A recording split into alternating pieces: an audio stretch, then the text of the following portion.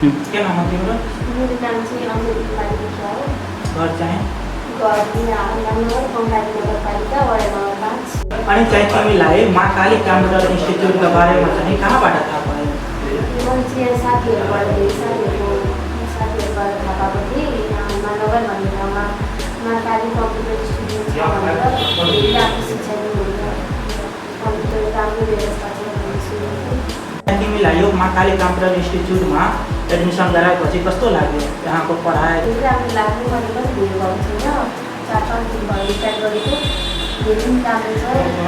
टिचरहरू पनि धेरै बेसिक क्लासहरूको सबैको मतलब धेरै अनुभवी टिचरहरू हुनुहुन्छ। कुराको राम्रो ज्ञान हुन्छ। अब केही कुरा बुझेन भने यहाँ सिकाउनु बेसिक तरिकाले राम्रो सिकाउनुहुन्छ। नयाँ स्टुडेन्टले महाकाली कम्प्युटर इन्स्टिट्युटमा यदि एडमिसन गराउन चाहन्छ भने त्यसको लागि तिमी के भन्न चाहन्छौ? म चाहिँ अरू साथीहरूलाई मेरो साथीहरू अरू नै स्टुडेन्टहरूलाई पनि यही भन्न चाहन्छु ढुक्क भएर यहाँ एडमिसन गर्न सक्नुहुन्छ।